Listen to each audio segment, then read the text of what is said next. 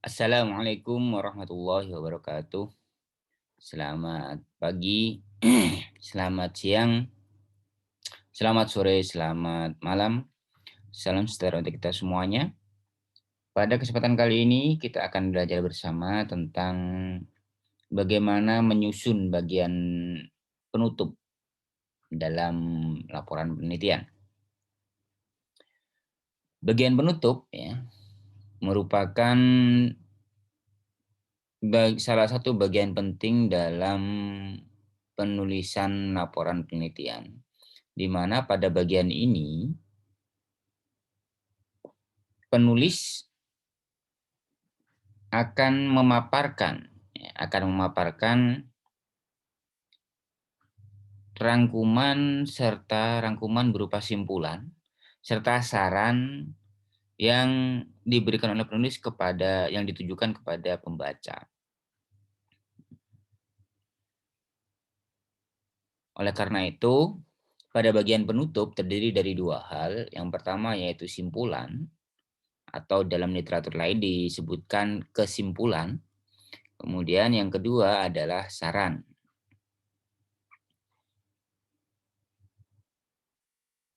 Pada bagian simpulan ya, merupakan penulis akan merangkum seluruh pembahasan. Jadi seluruh hasil-hasil penelitian, keseluruhan hasil-hasil penelitian yang dicantumkan, yang dituangkan pada bab 4 pada bagian pembahasan, ya, kemudian dirangkum di bagian simpulan. Dirangkum pada bagian simpulan. Nah, isi rangkumannya harus berkaitan dengan rumusan masalah dan tujuan penelitian. Oleh karena itu, banyaknya simpulan yang dicantumkan dalam bagian penutup akan sangat bergantung pada berapa banyak jumlah rumusan masalah dan berapa banyak jumlah tujuan penelitian. Karena mereka akan saling berkaitan. Misalnya rumusan masalahnya ada 3 hal, tujuan penelitiannya ada 3 hal, maka simpulannya pun harus ada 3. Ya. Kenapa demikian? Karena simpulan pada dasarnya merupakan jawaban atas tujuan penelitian, jawaban atas pertanyaan penelitian yang ada dalam rumusan masalah, dan jawaban atas hipotesis penelitian. Oleh karena itu misalnya rumusan masalahnya itu ada 2, maka simpulannya pun harus ada 2. Jika rumusan masalahnya ada 1, maka simpulannya cukup 1. Jika rumusan masalahnya misalnya ada 3, maka simpulannya pun harus mengikuti, jumlahnya harus ada 3 kesimpulan.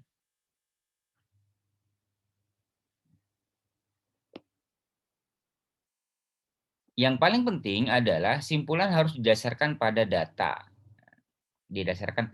Bukan angan-angan, bukan keinginan peneliti. Misalnya, ketika dari hasil uji hipotesis disebutkan bahwa diperoleh hasil bahwa hipotesis satunya ditolak dan H0-nya diterima, misalnya ada penelitian ingin meneliti pengaruh metode X terhadap pemahaman siswa, misalnya. Pengaruh penerapan metode X terhadap pemahaman siswa. Ternyata dari hasil penelitiannya, dari hasil uji hipotesis, diperoleh bahwa metode X ini tidak memiliki pengaruh. Ya. Artinya H1-nya atau hipotesis penelitiannya ditolak dan H0-nya ya, itu diterima. Maka dalam simpulan juga harus disampaikan seperti itu. Disampaikan apa yang ditemukan selama proses penelitian.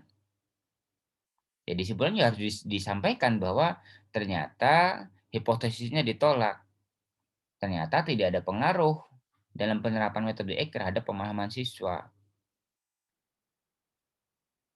Tidak boleh misalnya karena nah, terkadang para penulis biasanya mereka ada keraguan ketika misalnya pada penelitian-penelitian sebelumnya misalnya, pada penelitian-penelitian yang sudah ada, yang sudah pernah dibaca misalnya, seharusnya, metode X ini ketika diterapkan misalnya, bisa memiliki pengaruh terhadap pemahaman siswa. Tapi ternyata setelah diteliti, ya setelah seorang peneliti melakukan penelitian, ternyata hasilnya tidak ada pengaruh. Nah, terkadang peneliti ini ragu, tidak berani menampilkan bahwa tidak ada pengaruh, sehingga memaksakan harus ada pengaruhnya. Padahal tidak. Tampilkan kesimpulan berdasarkan hasil analisa, berdasarkan pembahasan yang sudah ditampilkan tadi, data-data yang sudah diperoleh. Ketika tidak ada pengaruh, ya sampaikan bahwa tidak ada pengaruhnya. Ketika ada pengaruhnya, ya sampaikan bahwa ada pengaruhnya. Ya. Ketika misalnya ternyata tidak ada pengaruh, maka nanti di bagian saran mungkin akan dimunculkan sarannya seperti apa. Karena bisa jadi dalam proses penelitiannya mungkin ada hal-hal yang berada di luar ya, ada variabel-variabel yang berada di luar variabel terikat dan variabel bebas yang di luar variabel bebas yang mungkin mempengaruhi variabel terikat. Ini sebagai contoh misalnya pada bagian rumusan masalah, pertanyaan penelitiannya adalah apakah penerapan permainan tradisional dalam pembelajaran dapat meningkatkan pemahaman siswa kelas 7B SMP Negeri 1 Jember misalnya. Ketika pertanyaannya seperti ini, maka simpulannya adalah penerapan permainan ini contoh, hanya salah satu contoh simpulan saja. Penerapan permainan tradisional dalam pembelajaran dapat meningkatkan pemahaman siswa kelas 7B SMP Negeri 1 Jember. Kemudian diikuti dengan datanya. Hal tersebut dapat dibuktikan dengan peningkatan mahasiswa terhadap materi yang disampaikan sebesar 93%. Artinya ada peningkatan yang cukup signifikan. Nah, dalam simpulan tentu tetap harus menampilkan data yang sudah dibahas di ini. Hanya saja kalau dalam pembahasan mungkin datanya sangat rinci, maka dalam simpulan itu cukup diambil satu data yang memang sudah menggambarkan keseluruhan jawaban atas rumusan masalah yang masing-masing rumusan masalah yang yang dituangkan pada bagian sebelumnya. Seperti ini kan jelas. Ketika kok bisa dikatakan bahwa terjadi peningkatan? Oh, datanya seperti ini. Ada datanya, ada data peningkatannya. Tidak bisa kemudian ketika pertanyaannya apakah penerapan ini bisa meningkatkan pemahaman siswa, kemudian simpulannya hanya sampai pada sini saja. Penerapan pemahaman tradisional dalam pembelajaran dapat meningkatkan pemahaman siswa kelas 7B SMP Negeri 1 Jember, titik misalnya.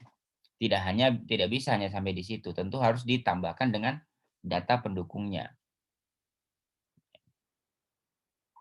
Itu terkait simpulannya. Nah, setelah menuangkan simpulan, maka yang dilakukan oleh peneliti adalah memberikan saran. Saran merupakan anjuran, merupakan masukan dari penulis untuk pembaca.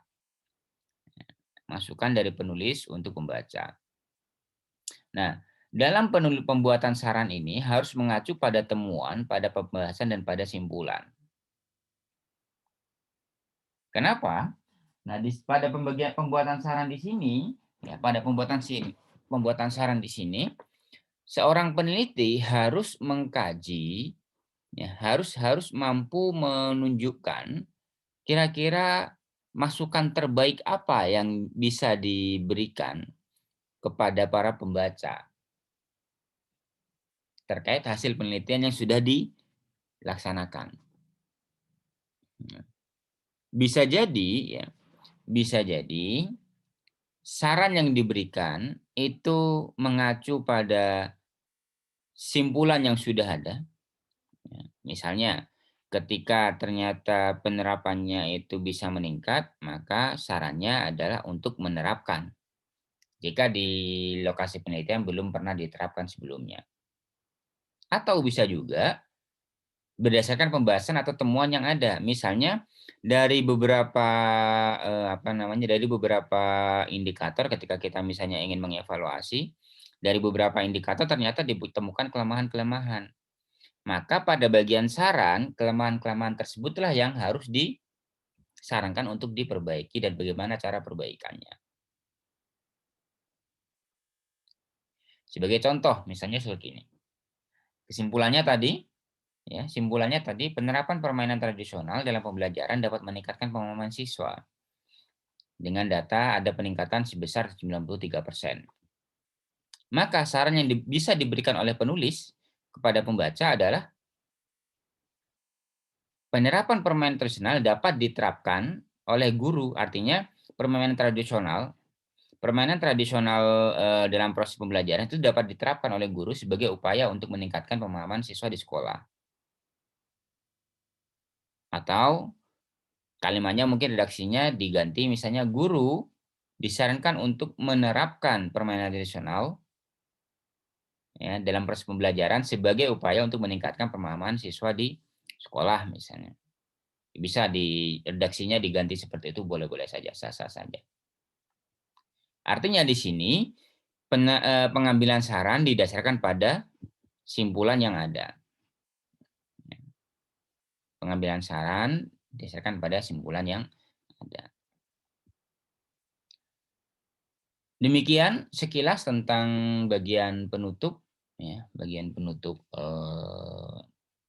pada laporan penelitian ya, yang berisi tentang simpulan dan saran. Kurang lebihnya mohon maaf. Semoga bermanfaat. Selamat pagi, selamat siang, selamat sore, selamat malam. Wassalamualaikum warahmatullahi wabarakatuh.